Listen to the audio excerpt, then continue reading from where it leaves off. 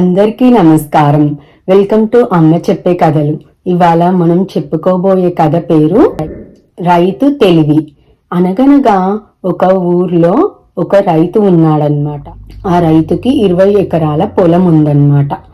అయితే ఆ రైతు చాలా కష్టపడి చాలా మంచిగా పంటలు పండించేవాడనమాట. పంటలు పండించాక ఆ రైతుకి చాలా డబ్బులు వచ్చాయి. అతను ధనవంతుడయ్యాడనమాట.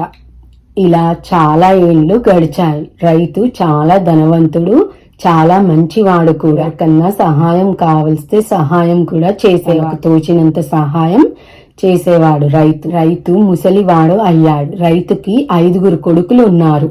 రైతు బాధపడేవాడనమాట. ఆ కొడుకులు ఏ పని చేసేవాళ్ళు కాదు. వాళ్ళకి పొలం పని కూడా రాదన్నమాట. అప్పుడు రైతు అనుకున్నాడు, నేను ముసలివాణ్ణి అవుతున్నాను, అందుకని నా కొడుకులకి పొలం పని నేర్పిస్తాను అని అనుకున్నాడు.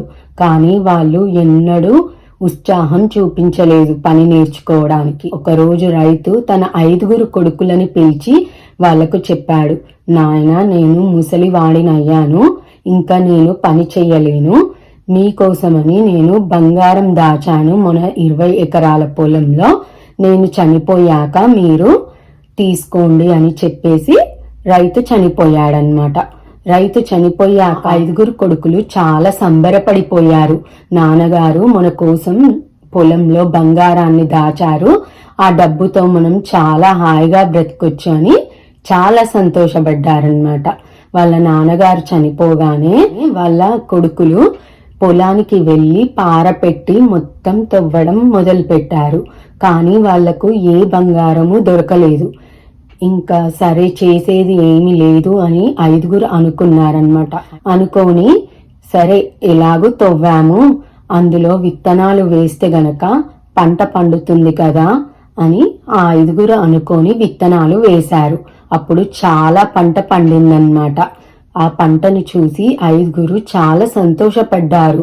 ఓ, నాన్న చెప్పిన బంగారం ఇదేనా అని సంతోషపడి పంట పండింది. అమ్మాక వాళ్ళకి చాలా డబ్బులు వచ్చాయి. ఆ రోజు నుంచి ఆ 5 చాలా మార్పు వచ్చి వాళ్ళు కష్టపడడం నేర్చుకున్న కంచికి మనం ఇంటికి. ఈ కథ వల్ల మనకు అర్థమైంది ఏంటంటే, ఎవరైనా కష్టపడి పని చేస్తే ఫలితం తప్పకుండా దొరుకుతుంది. Please like, share and subscribe.